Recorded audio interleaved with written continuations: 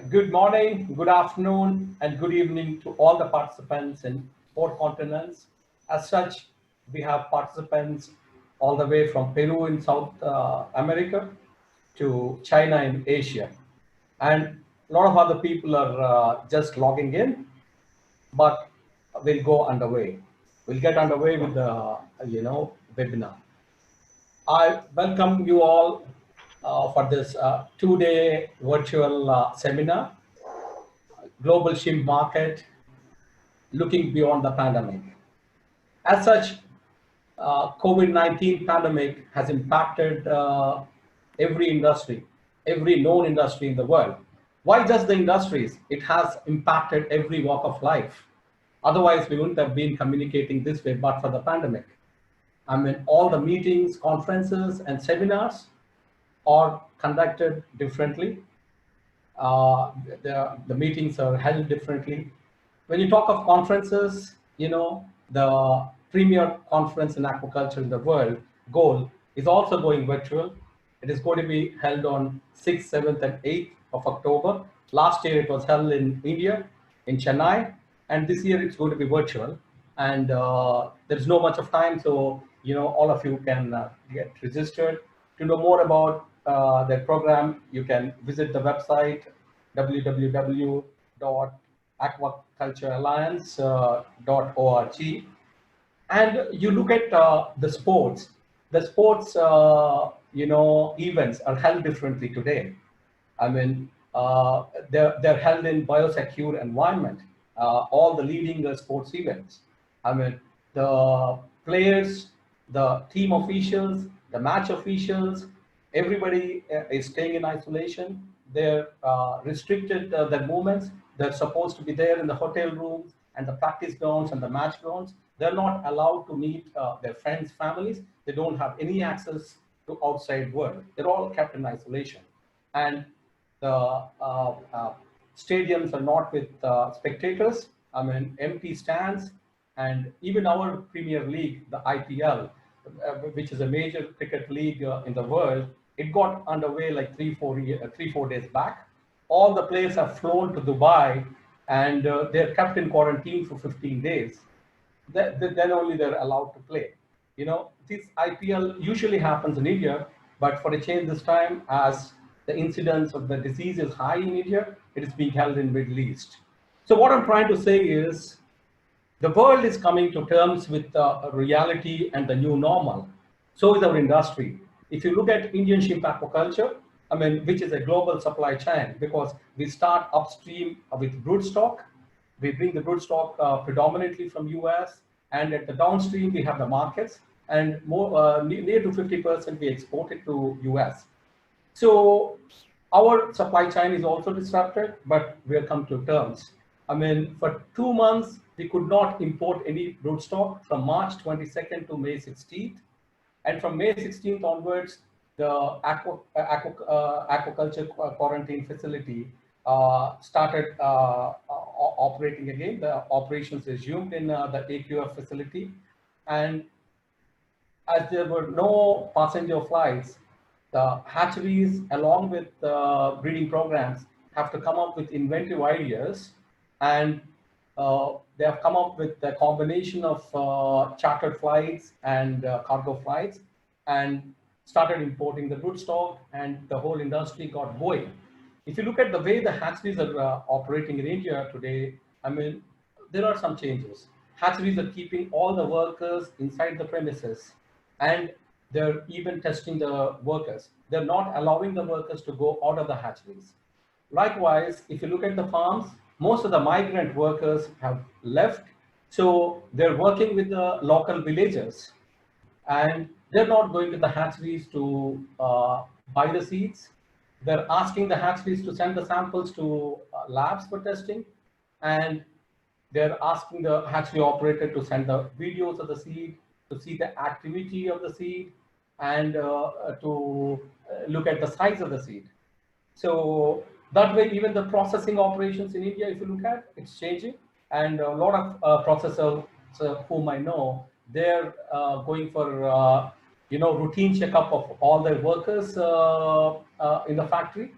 and they're getting on with the operations. So, I mean, the way we're operating is changing. We're coming to terms with the new normal. And if you look at the markets, markets are also changing. You look at US market. For first 7 months, the volumes have not come down. It has gone up, in fact. So the demand is shifting from food service to retail. And the household consumption has gone up in US. And if you look at Europe, the last 4 months, the consumption of shrimp is pretty good. I mean, it's not from the retail, it's from the food service. I mean, most of the restaurants in Europe were offering outdoor dining. So a lot of people could go to restaurants and eat. But now that winter is setting in, and apparently there is a second wave of COVID-19 in Europe, things could be different. I mean, we're going to learn more about it from Willem. I mean, he's a speaker today, and we're going to learn about US from, Angel Rubio. And coming to China, I mean, it is a little different from the other markets. That is the first country to get recovered from COVID-19, and it's the first major economy to have recovered. And the consumption of shrimps was pretty good in the months of April, May, June. And June, there were reports of disease outbreak in a seafood market in Beijing. And subsequently, the traces of COVID-19 in the packaging material of the shrimp containers that have come from Ecuador. And even inside the container, they could find some traces of COVID-19. Actually, that has set a negative sentiment among the public at large, and they stopped consuming shrimps. But for the last 1 month, if you look at, there was no much of negative news coming about frozen seafood, and the consumption has increased, especially in the food service. I mean, it is quite contrary to US. The consumption in the food service is better than the retail in China. I mean, there is a demand for block frozen shrimps, headless, shell-on block frozen shrimps. But the demand for brine frozen shrimps and all that is coming down because the retail has not yet picked up in China. So each market is behaving differently. So we're going to listen more about it today from all the speakers who are coming from the markets, US, China, US, Europe, and China. I mean, in fact, the speaker about China is from Taiwan. And the second day, we're going to have speakers talking about supply scenario in all the leading shrimp farming nations. And if you look at the other webinars and seminars and markets, usually the thrust is on demand side of the market only. The guy who is speaking about the demand, he is going to give some reference to the supplies from different shrimp farming countries. Or you have one speaker who's going to cover the supply side of the global market. But here we have speakers coming from each large-scale shrimp farming country, and they're going to talk about the supply side scenario. So before I hand it over to our president for the presidential address, I would dwell a little bit on the housekeeping topics. I request all the speakers to adhere to the time limit of 30 minutes. And for the participants, if you have any questions, type the questions in the question answer box. We will try to answer your questions during the panel discussion, but we might not be in a position to answer all the questions because there's paucity of time. So probably we are going to send you the answers, and we are going to post all the questions and answers on our website. You can visit our website, www.aquacultureprofessionals.com, and we're going to post all the questions and answers in that. And the whole webinar is recorded. So if anybody is missing part of the discussion, attending a phone call or attending a nature's call, they can definitely, visit our website. We'll give the link in our website for the recorded version, and you can again go through the whole thing. And now I hand over the floor to our president, Dr. Arul Victor Suresh. Victor Suresh, it's all yours.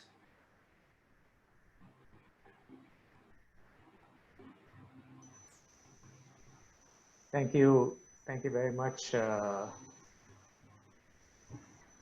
L.N.T. Ravi Kumar. Good morning, good afternoon, and good evening to everyone coming from all over the world to speak and participate in this meeting. Thank you, our immediate past president, Mr. Ravi Kumar Elanki, our vice president for events, Mr. Madhusudan Reddy, and our past president, Mr. Chandrasekhar.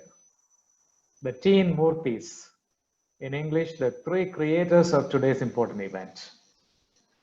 You have put together an outstanding program to answer the most important questions in the minds of all stakeholders in shrimp aquaculture. What will happen to shrimp production, consumption, and prices during the pandemic and beyond? Really tough questions, and that's why you have roped in the best in the world to answer those questions. Coronavirus pandemic has also unleashed the webinar pandemic on the world. There are more webinars to attend than there is time today.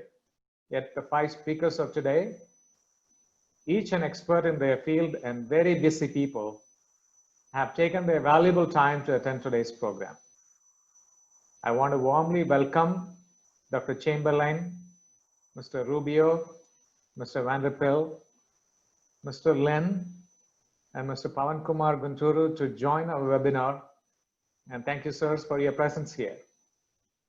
I want to welcome in advance our founder president, Mr. Santana Krishnan, and the joint director of MPIDA, Mr. P. Anil Kumar, who will be joining as panelists later today.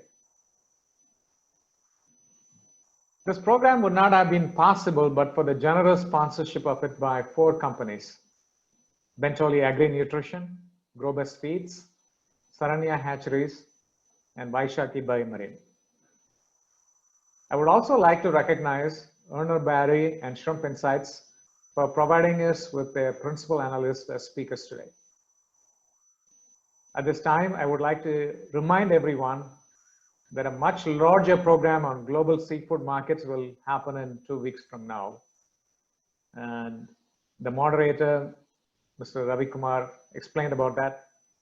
The Global Aquaculture Alliance is going virtual with its Goal 2020. And the event is from October 6th to 8th. SAP is a strategic partner of the Global Aquaculture Alliance. So SAP members can sign up as an association member and attend the first day of the event free of cost. Emails have been sent out to our members. If you have not received any communication, please contact our coordinator, Mr. Senthil Kumar. As usual, our coordinator, Mr. Senthil Kumar, our General Secretary, Mr. Ramesh, Dr. Ramesh, our treasurer, Mr. Vijay Anand, and joint treasurer, Mr. Simon. And the members of the events committee have put in a lot of efforts for this event, and I want to thank them. And on their behalf, I wanted to welcome everyone to this event. For those among you who are not members of SAP, our vice presidents for membership and education, Mr. Sajid Chako and Mr. Srinivas Mohanty, insisted that I tell you that you have to come and join us as members. We have opened a special membership for students also. Our newly redesigned website, aquaprofessional.org, has all the details, and you can now sign up for life membership and pay for it online. Now, one of the things on my agenda was to introduce the keynote speaker of today, Dr. Joe Chamberlain, but due to technical reasons, he has not been able to join us till now. We're trying to get him in as a speaker. He should be able to join us, and at that time I would introduce him. So it is now my job to give this event back to the moderator and start with the next speaker. So thank you very much for everyone for listening to this and enjoying this event. And I'll see you soon, as our keynote speaker will be joining with us anytime. Thank you very much. Thank you, President.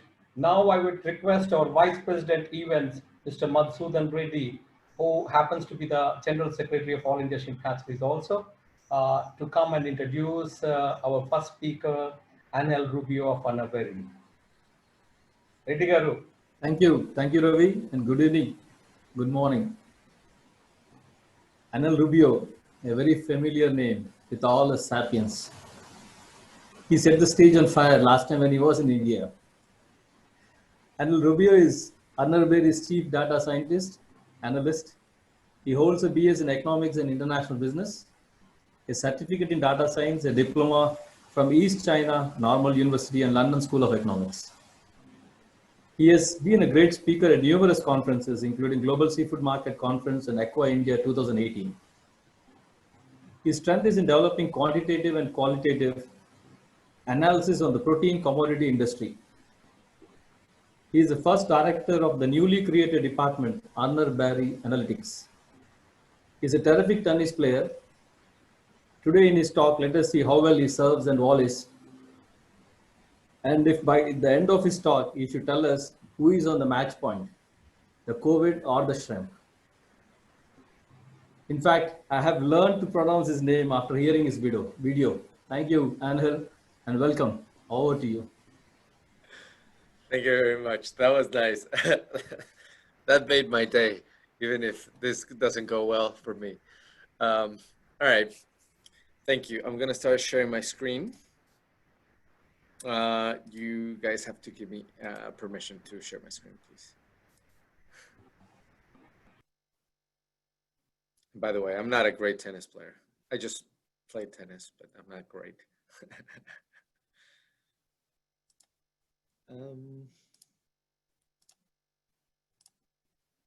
I still can't share my screen.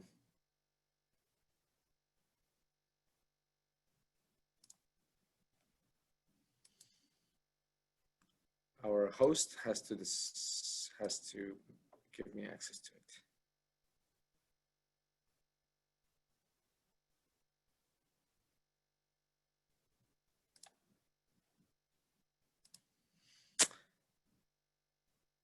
Who's our host? I think Sentinel is disabled.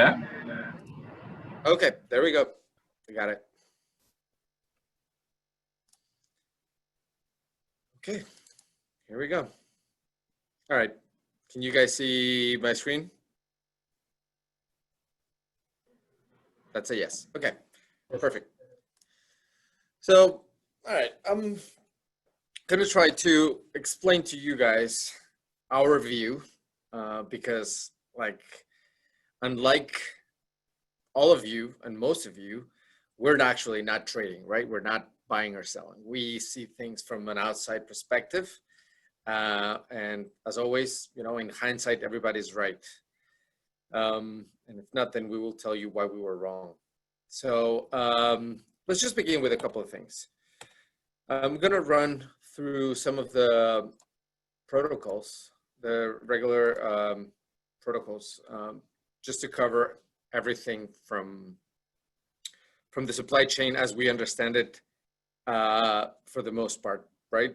Where the most important stages of the supply chain in the shrimp market are. And it's important to, I believe it's very important to talk about this because it's important to understand when we talk about Urner Barry prices, what they represent. And this is important because people often say, well, Urner Barry is too high or too low. Well, it depends when or what you're actually talking about, right? Is it high compared to the price from the farms? Well, yeah, of course, because it's not representing that stage in the trading that trade in the supply chain. Anyway, so going from left to right on this image, we go from feed additives, for example, everything that goes into, you know, to the feed providers. For example, if you see Feed Info, it's, you know, it's a sister company, so a sister company from Urner Barry, and then it goes all the way into stage 5. So, for example, most of you who would be farms or packers would be somewhere, or at sometimes even in the nurseries or in the hatcheries, you would be from stage 2, stage 3, stage 4, if you see that. And then stage 5 takes into consideration basically what we call the first receivers, so the importers in the US. Most of your clients, and if there are some of this right now in this presentation, you'll see some of that, right? So I'm focusing on the importers in the US on stage 5, if you can see there. Let me see if I can put my laser point. So here, so the importers over here. And then we move into like different ways of negotiating a contract, right? Or negotiating a price. Then you have the price at a fixed price, you know, contracts at a fixed price for X amount of time, 3, 6 months, whatever it is. Chat, sorry. Okay, that's not for me. Okay. And then you go into contracts under a formula, whatever that is. And then you have the spot, the negotiated. Anything that a salesperson will be trying to sell at any given point during the week, negotiated, delivered within 7 to sometimes 10 days, and so on, and that will be sold to the next stage. It could be a broker, it could be a trader, it could be a broadline distributor. Broadline distributors would be like your Cisco's, your US Food Service, PFG. There's a number of them that would be sometimes negotiating to a retailer, to a restaurant group, or the restaurant group would be negotiating directly to the importer, etc. And then ultimately the consumer. So I just make this a little longer than it probably should be, just to make this very clear when we move on to see more of the. Just move this to. Okay. Whenever we go to the pricing aspect of things. Secondly, all right, let's talk about a little bit of shrimp production. All of you guys, and this will be touched, you know, over and over, so that you know, this is the 2020 projection was a little bit of growth, maybe a little bit of a contraction out of India, not necessarily something too big that would impact the market like it did in 2013, when Thailand at the time was the larger exporter, not necessarily the largest producer, but the largest exporter. But this estimate of 2020 was prior to COVID-19. I believe that, this give me a second, I keep getting the chat thing. Okay. Oh, okay, got it. Never mind. This 2020 was a projection that was prior to COVID-19. This was done by the NFI Global Seafood Market Conference. Our friends in DC, Richard Barry, collected. However, we believe that this production, because of the delays and what Ravi commented, you know, the lack of broodstock for a number of weeks. Obviously, that's just going to look within a calendar year. That just delays of production. So I think that overall we're going to be seeing a contraction of 5 to 8% in global production. Might be wrong, but what I want to take from here is that when you have large swings in supply from any of the main producing countries, while holding demand constant, then you'll have like the situation like we saw like in 2012, 2013 during the EMS going into 2014, right? So you'll see a shock or a supply shock in general.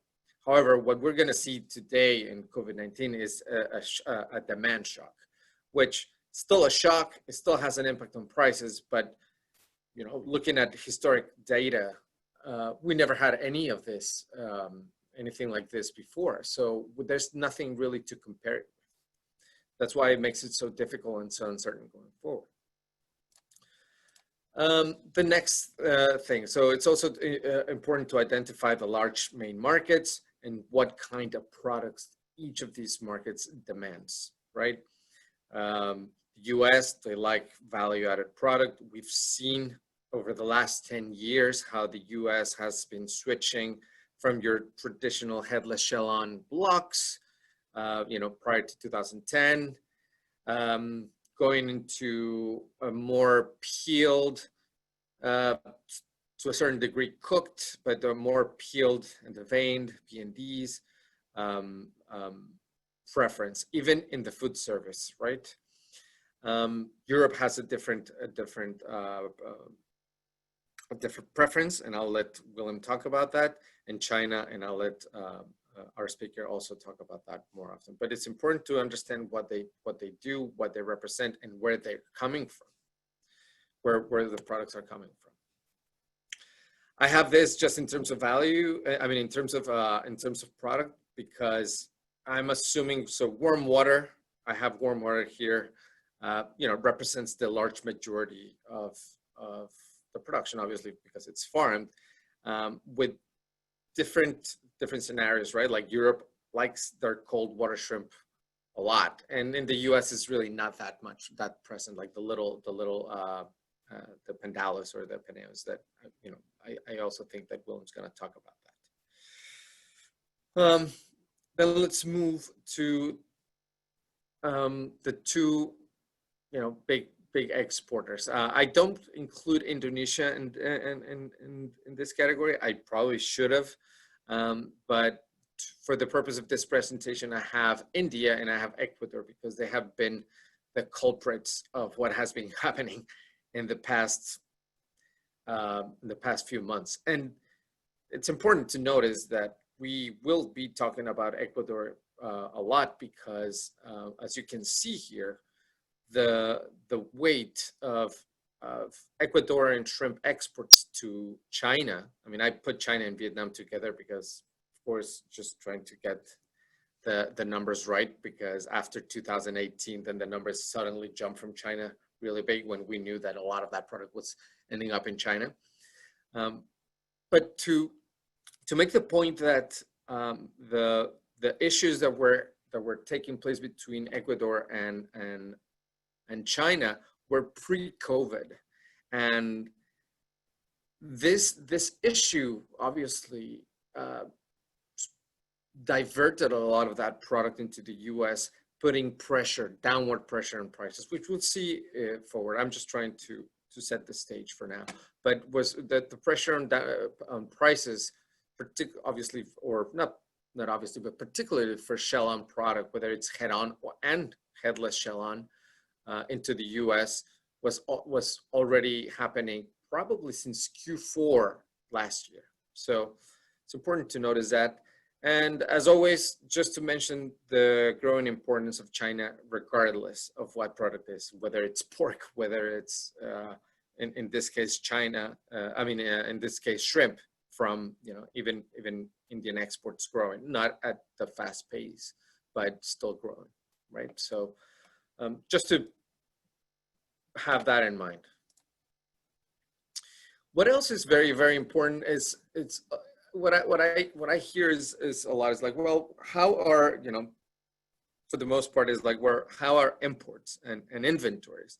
The most important thing, I believe, I might be wrong, but what I believe is that it's not a matter of how much, like whether it's too much or too little, because all of that could be relative, but it's also, but more importantly, when is that product coming in and to where, right? So what I have here in this charts is the imports, basically when these markets, the large four markets that I showed before, import their product, when they declare this imports entering into these markets, right?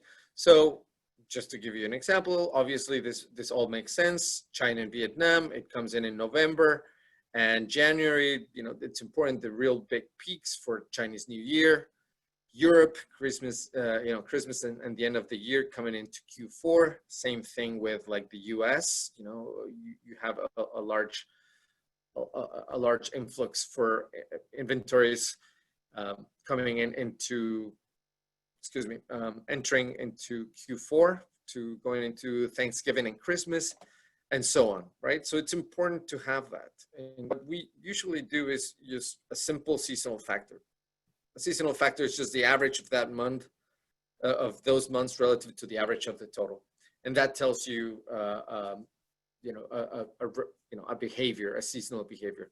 You can use other tools like with that, use regression and understand what a seasonally adjusted number would be for larger periods of time. But right here, these are just nominal values. So it's just so that it's easier to illustrate. But also, not only is it important when products come in, but for the buyer, it's also important to understand when all this product is actually leaving the producing country, right? When it leaves, transition times, cycles, harvests, etc. Right? India, for instance, their seasonal peak is July. Obviously, you all know that. That's when it leaves a port, right? That's when it's declared when it leaves the country. It's heading into mostly the US, and then it remains, if you see the purple line, at 100%, which means like almost like a 1-to-1 with the average throughout the second half of the year. So targeting a market specifically. Then you have Ecuador that it's not so seasonal. They can harvest all year long, and they target different markets. But you see different peaks, different seasonal peaks around the year. Same thing with Indonesia, very similar. It's relatively flat, but you have also, the second half of the year focusing into the US market, and Vietnam as well. These are just for illustration purposes. We'll talk into the numbers a little later. Why is this important? Let me just show you a couple of examples, right? So these are and targeting more the US market. So US market. So let's take a look at this. This is the seasonal factor, okay? This is the average of each month relative to the general average. I just took the last, I believe the last 4 years, not including 2020. And for example, we see India, right? So 100% means that you're 100x percentage above the average. And if you're below, you're X percentage below the average. As simple as that. So for India, you see this behavior. Like, okay, well, that's all well and good, but it can reach in August and October, 140, 145%, right? So 45% more than your regular average. Indonesia, very flat. Imports from Indonesia are relatively flat throughout the year. Imports from Ecuador are also relatively flat, with some peaks in May, some peaks in August. Vietnam, big peak in October, up to like, 150% of or 50% of the average in October, right? Thailand, very similar. And boom, Mexico, right? So Mexico can have upwards of 150% more than the general average by October. One cycle, and that's what's important, right? Let's keep moving. So just to show you examples like 21-25s, who dominates that market? India. But when does it come in? It comes in August, right? And that's on the left-hand side right here. But if you put all these together, then India pushes the overall average up, and then we have another peak of 21s towards the end of the year. This obviously tells you that there's a big preference for large shrimp in the US, right? But then if it's trading, Mexico is at a disadvantage because big influx in August, prices probably coming down, and then you have probably more product coming in. So then you're already grabbing the market on a downside. 26-30s, relatively similar. 31-40s. And you're starting to get into the medium sizes of Shellon. And then you see the players change. We have Ecuador being a dominant force here. You move into 40. That's it. It's Ecuador dominating, right? Just in general. So this is important because, like I said, it's not so. I mean, it's important whether you have a lot more or a lot less, right? Relative to what, but when. So let's just talk about this for a second. This is total imports into the US through July. So over here, so we have 4.3% more, right? In a year where food service demand basically got paralyzed for 1 month, right? So, but what happened? So let me move this. We have Shellon. So Shellon, we have 12% more. So we have about 34 million pounds more of shell-on product. We all know that's coming from Ecuador for the most part because of the China rift prior to COVID and during COVID, right? So we know that. But then what is the other sign? So warm water cooked product from India, for the most part, from India, from Indonesia to from Vietnam. But you see, we have 18% more as of 2020, right? The preference for retail. What does retail demand for the most part? Cooked product, right? Cooked, peeled to, etc. But then look at peeled. We have 7% less, which had been one of the fastest growing sectors, segments, and the most dominating part of the shrimp market in the U.S. Right? What's also going to be important going forward too is like as more restaurants opened and they have less labor, they would have preferred peeled product, right? Because you don't have as many people peeling the shrimp or many cooks. Well, that was a problem. So just put a pin on that for a second, right? And we'll revisit that in a few. So yes, we have more, but remember, we are entering into the second half of the year. So we're well supplied for the most part in the US. Now, what is going to happen if we don't get that big push? Let me just go back real quick to show you the US, right? The imports over here. So this is the US. So we go back and we see July, a big jump, which is here mostly for cooked product, which came in just in time to get the last end of the summer going into retail and you know, possibly for other purposes, including food service, if anything. But going forward, it's going to be important to have enough shrimp going into the second half of the year. However, we will have a couple of caveats that I believe that also Willem will talk about Europe, right? As in Ravi touched, when winter comes in, what's going to happen with restaurants and capacity at 25%? Like I know here in New York, restaurants are going to open at a capacity of 25%, and it's cold already actually. So what's going to happen to shrimp? We'll discuss that in a few.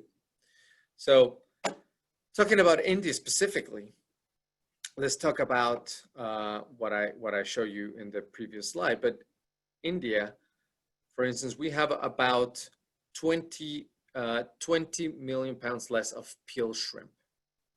This is probably shrimp that would have ended up in food service. And the balance went into retail over here, into cooked. Look at over here. So it's 46% increase year over year.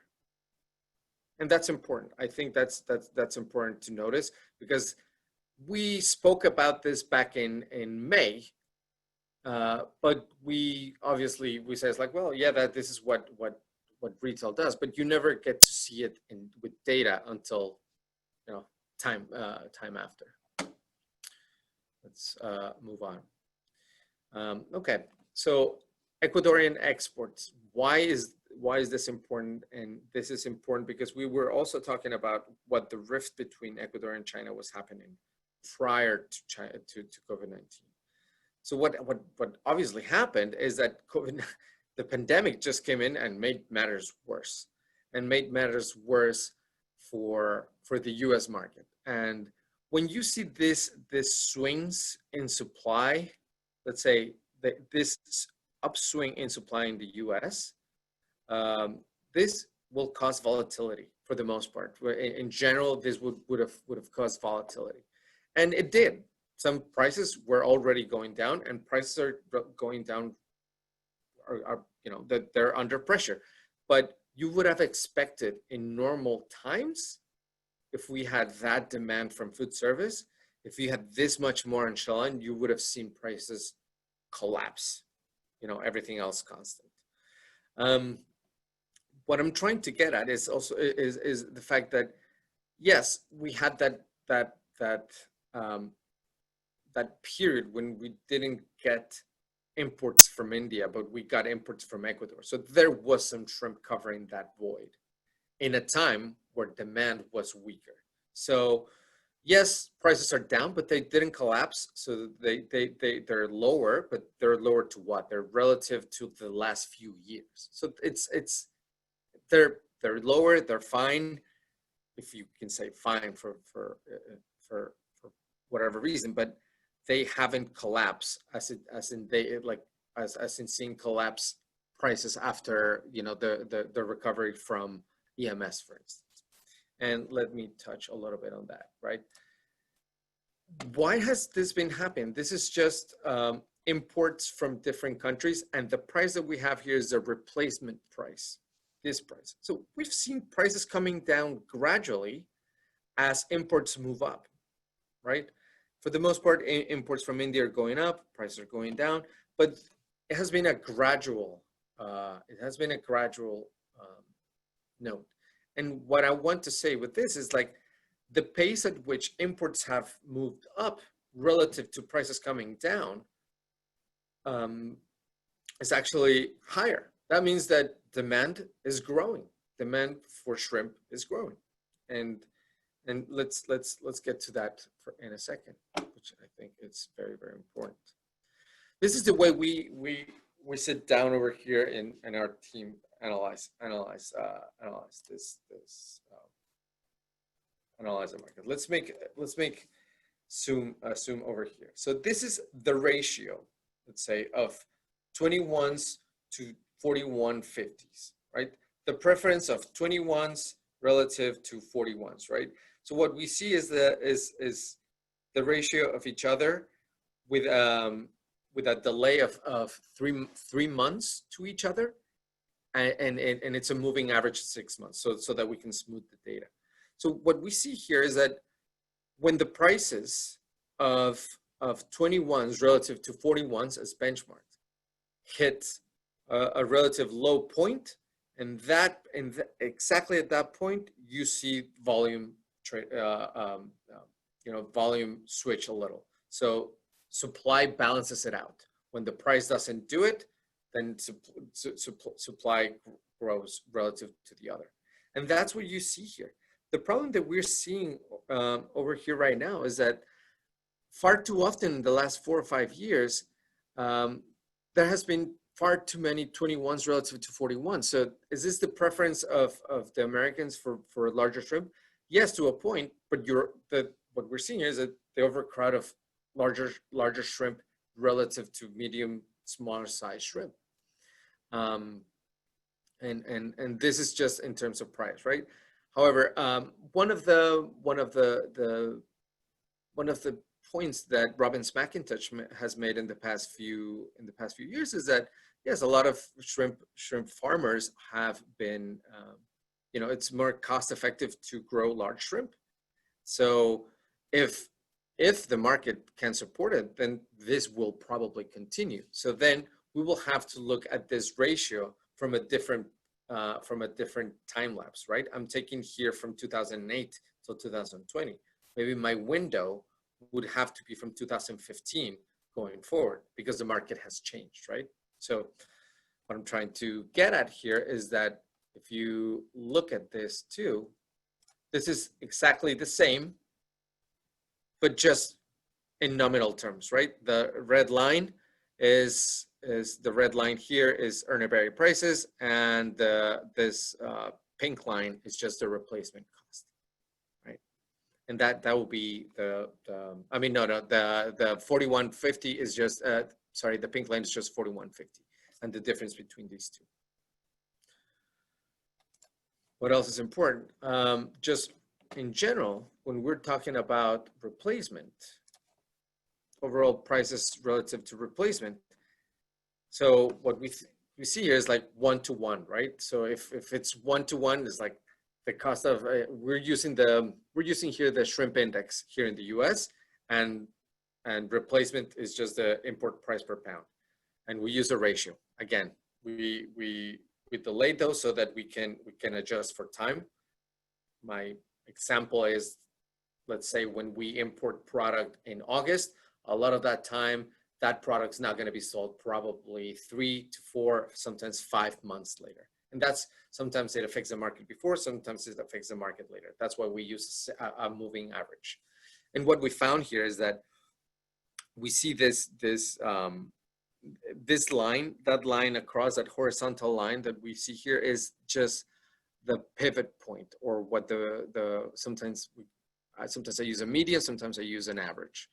And we see right now that when we've seen this volume overall, like let's say on Shell coming up, we've seen this price coming below. What this means is like the price in the US indexed and weighted relative to import prices is below the actual cost.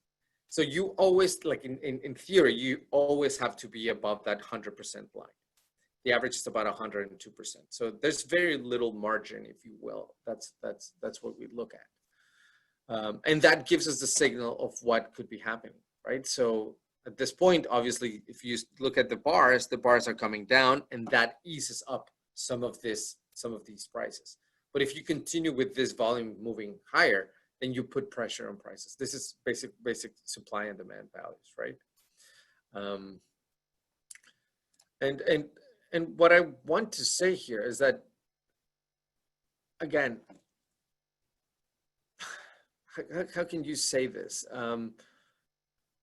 You take a look at the rate of increase of volume relative to the decrease of price, right? So you see what the elasticity of this is, and then you can assess whether demand is growing or demand is contracting. And for the most part, Shell has been relatively flat. What are we looking over here? Here we have 1620s and 7190s peeled and deveined. Very important items overall, also in food service and retail, both, right? And this is just also the ratio of 1620s relative to smaller sizes. So again, you see the bars. This is how much more larger shrimp we have been importing relative to a preference. And this line is just the price of one relative to the other. This means, again, this simply means what the breaking point would be for the market. Above this line, which is about 100, it would be 145% of each other. If that line breaks under, you'll see that line, that supply ease up immediately, whether it's seasonal or not. If it eases, then it brings it takes some pressure out of some of these prices. Again, if you have some more particular questions on this, we can take this off. You can send me an email later, and we can go over this. But what's also very important, let me just go to the next one. Talking about what has been happening over the past, I would say the past year or so. I would say, yeah, let's say the second half of 2019 until now. Head-on, shell-on, the product that China gets mostly from from Ecuador. With all these issues, a lot of that head-on, shell-on ended up in the U.S. There's some that the U.S. can take, more than usual. You'll see that. But what happens is that if you don't have that demand right away, you will see some of these premiums of sizes evaporate over time. What I have here is, if you can look at this, just to make things very, very simple, is like the 30-40 relative to the 40-50 is this line, the pink line in the bottom, and that's it. It's just the difference to each other. That's it. It's just a premium. One minus the other. And you see how this just came under the bottom support level. And in fact, this is funny. I was just reading yesterday's closing market, and finally 30-40s moved up in price for the first time since in the past few weeks. And this has to do with Ecuador shipping again to China, And I would let Gabriel also talk about that a little more. But what's happening in the US is this, and that's very important to talk about. So now we go into the main dish of the day. So I'm going to ask for more of your attention on this one. I'm trying to not go beyond the limit, but this is very important. So right when the pandemic hit, this is what we call food at home and food away from home. This is just a number that the USDA reports. Food away from home is basically what you buy at the grocery store, right? The red line is what you buy at the grocery store, and food away from home, what you consume outside of your home. As simple as that, in restaurants or in sporting events or in hotels, etc. So what has been happening? So food service in 2016, 2015, food service, the growth in restaurants has been growing at a 3.6 annually, adjusted for inflation, which is pretty high, right? In the meantime, shrimp sales had been growing at 6.1% per year in food service. That's pretty good too. Take into account that food service, that shrimp is mostly sold in food service. We will see that in a few slides too. Before the lockdown, we were expecting a growth of 8% in 2020, right? That's pretty big, right? And especially for restaurants. So what happens if you take restaurants out of the picture, right? That's a big shock. So we made a couple of estimates and we ran a few numbers, and we believe that we're going to go back somewhere about that the restaurant industry is going to go back to somewhere about where 2016 was in terms of sales. These are sales, right? Yearly sales. What happened in COVID, during COVID? Let's talk about food service. Look at food service. Look at the drop in food service in April. So if we look at April, we're talking about a drop of probably what we saw in nominal terms, and this is seasonally adjusted. This doesn't have the ups and downs. This is seasonally adjusted. Prior to 2010. Then you see the recovery in May, you see the recovery in June, July, August, but you see the pace at which the restaurants in the US have been recovering has basically come to like it's coming to a plateau. And then this is August, September, October, November, the weather gets colder. And at a 25% capacity, to me, this smells like trouble. So I can't be very positive about that. Hopefully I'm wrong, because you guys also pay the bills for me. So if you do good, I do good. If you do well, I do well. Then we go to grocery sales. So we see this switch going into food service, into grocery stores. This is very simple. You cannot go out. You cannot spend money on other things. You spend money on groceries. They go up big time, right? So pre-COVID, you're at $57 billion in expenditures, right? Overall in sales, and you jump to 73, but then you come down, right? So we're going to meet somewhere in the middle, but considerably lower, right? So I think this is important, because how much of this, and this doesn't even include hotels and institutions or sporting events, the food and service drinking place. So why is this important? Let's take a look at this real quick. So this is the drop. This is the restaurant sales growth year over year. So restaurant sales growth collapses, right? I'm using a moving average too. And we already took all the summer for this month. So we still are missing, I believe, August, but we still had June and July when outdoor dining was open. So we're still talking about a 15% drop. And this is disposable income. So they go hand in hand. It's a pretty tight correlation, right? And the shaded areas are recessions. So what I'm trying to get at here is that disposable income is still high. And that is because the government injected money into the economy. So people still have that money that they're spending in groceries, and they could be also spending in that outdoor dining. But once these benefits are over, which they were over last week, what's going to happen, right? So we have to take that into account. And again, that doesn't paint a rosy scenario. Plus, we're heading into an election. So I hope that they pass something just for the sake of the well-being of a lot of Americans, which is, for the most part, it affects the lower income base, right?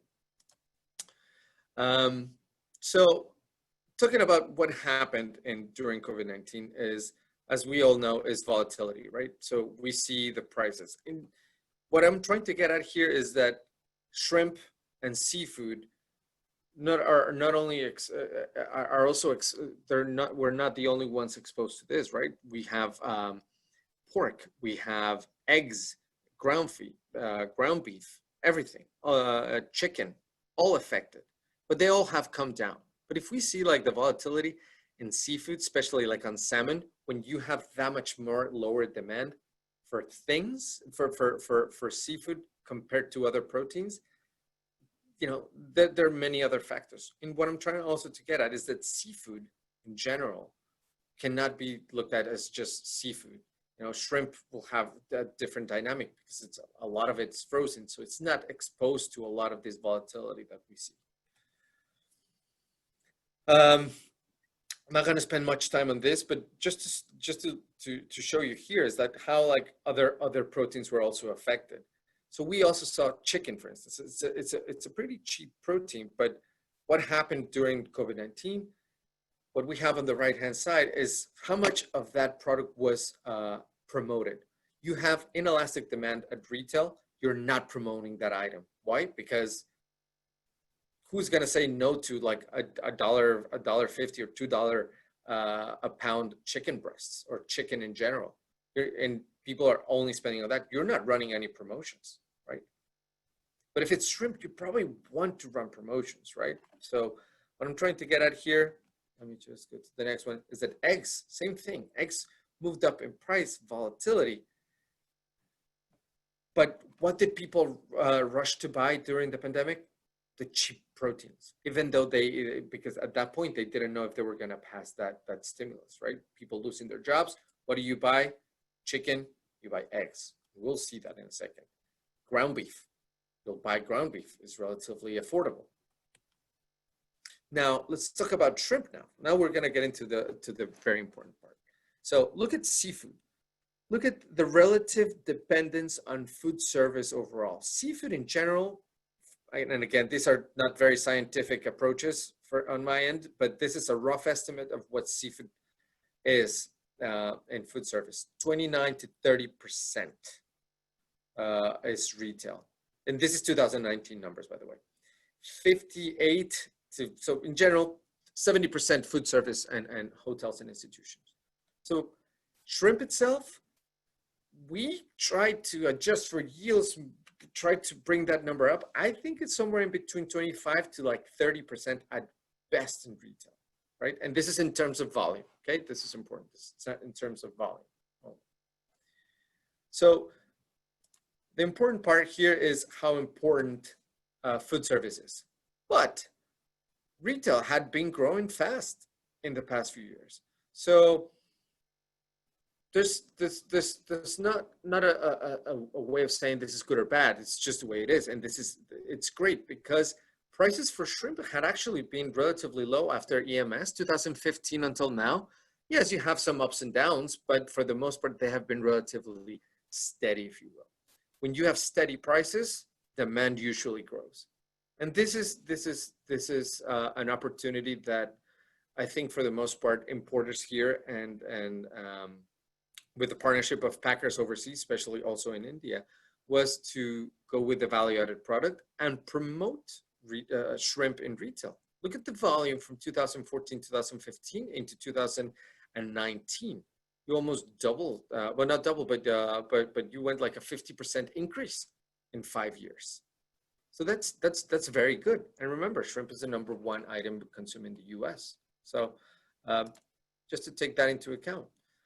However, these are so going into COVID-19, we will rely on promotions. Shrimp, over the last few years, yes, shrimp is an item that sells the most and all that, but it needs a big push on retail promotions, right?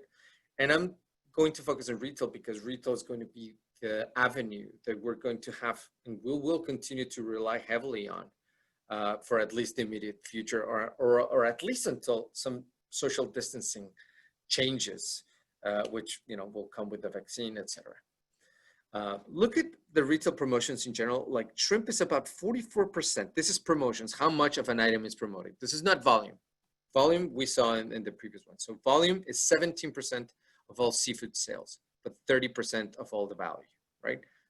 So, but how much of that we need to be promoting? So shrimp is about 44%. And salmon, if you put salmon, Atlantic salmon, which is farm salmon, and then you put wild salmon together, you're talking about 19%. So shrimp and salmon are like the big winners in retail. Now, when you blow things up, this is how the representation relative to price. And shrimp is somewhere in the middle, but shrimp encompasses most of the promotions at a price point that is about I think it's about $7.40, if I'm not mistaken. But let's illustrate this. We're going to compare this to other proteins, because if we're coming into times of hardship, price is going to be more important than ever, right? Why? Because what's going to beat, a $2 12 eggs or chicken at $1.91, for the most part per pound, when shrimp is about $7.45, right? Yeah, shrimp is not lobster. It's not at $23 or scallops at $12. It's somewhere in a happy medium. It's not a luxury item anymore, but it's not on the bottom end. It's not pollock or tilapia on the seafood side, and it's not necessarily what chicken is. So I think shrimp it's possibly at a disadvantage, but you have pretty strong demand in retail at the moment. So that's pretty good for now. I'm going to skip this and I'm going to just show what retail feature activity. So very similar to what happened in eggs during the pandemic, promotions went almost to zero because sales were that good. But now we're in August and now you see shrimp being promoted back again and probably higher than the average. And the prices are lower, which means to me that retailers are passing on some of these lower prices. And that's a good thing. When you see those savings passed on to the consumer, then you can get some support in the long run. I'm getting to the last few slides. So bear with me, please. I just got a text from Ravi. Yes, I know. This is the end. Please bear with me on this one. So this is the long run since 2012 and why we're going to rely so much on retail. This line is Urner Barry prices. This line over here is the price, the feature price at retail. This is just a composite of, in general, cooked shrimp, cooked, peeled, and shallon. And the green line is the difference between these two. It's a ratio, but it's a moving average too. What does this mean? It's like when retailers are not making that much money because wholesale prices are high, which means also that prices at the farm and prices at the packing side are high, retailers will not promote. They're too expensive.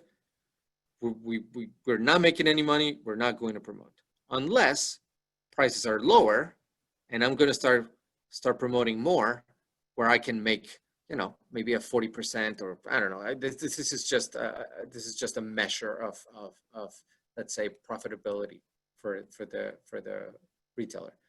But if they're making money, let's say from 2016 until now, they're promoting, and look at the prices. The prices are steady, and for the most part, they're steady, and promotions are going up. That means that this is when demand grows. But now with COVID, they're making money, and they don't have to promote as much. But this is probably not going to last forever. Let's go to the next ones. Surveys. So what's happening? This is how consumers feel going into the last quarter, right? That this is a survey before it. This is a survey, I believe this is in July, right? July or August. But some people are afraid of going into a restaurant that's going to be, indoor, right? But they're tired of cooking at home, right? And now, so how is this going to play out? And now a new survey going into that, this just came out yesterday. This is very valuable. This is from Data Essential. Is that 65%, that jumped from like 40-something percent to 68% that they're tired of cooking at home. They feel they like going out to restaurants, even if it's in the patio. So, well, that's going to end, right? So, conclusions. Let's just talk about, one more. Yeah. The retail sector for shrimp, sales in the retail sector remain strong even after the opening. So that's a good sign. And why is this a good sign? Let me just bring back to this. I believe that this is a good sign. We're going to talk about this on the positives a little bit later, but let's just talk about what has been happening. So wholesalers, like your customers in the U.S. And the customers of your customers, they're getting, seeking alternatives to move product in retail, right? Because you cannot sell, selling head-on, headless shell-on blocks to retail is probably difficult. So you have to look for different avenues. Repackaging in the U.S. What are the other companies? Digital marketing, targeted ads. I keep getting, you probably can't see this, but this is the Maine Lobsters, like the Maine Lobsters marketers. I keep getting ads out of nowhere for Maine Lobster. Further expansion in your Blue Apron, HelloFresh, restaurants working as more of a delivery, like high-end restaurants as a delivery avenue. More targeted ads like these people from Sitka, Alaska, the wild Alaskan salmon. These other companies that I've never heard of, the Butcher Box, they're getting salmon. They're trying to sell other products that they would normally sell somewhere else, right? And how is shrimp going to play out in this? If it's going to be a delivery kit or is it cooked shrimp? Can it travel, etc.? There are many ways of new ways, like ghost kitchens. I don't know if you heard of this, but I don't know who's familiar with Chuck E. Cheese, but Chuck E. Cheese, you cannot have kids playing around, so they're delivering pizza. So just to name a few, let's just wrap this up. The positives. I believe that the consumer is getting more used to eating shrimp over time. So this happened before COVID-19, right? We saw the trend. Now you push this trend because people are only eating at home, right? Or eating at home a lot more. So they're losing that fear of cooking shrimp or eating that cooked shrimp. I did it, for instance. So that's good in the long run. The gradual diversification into other channels. Take away some of that dependency on food service as much, whether it's meal kits, whether it's delivery, whether it's targeted ads, or even the wholesalers getting through to the consumer. That's important. However, this is a painful transition because prices are low, and these prices, as long as these lower prices are passed on to the consumer, then it's good in the long run.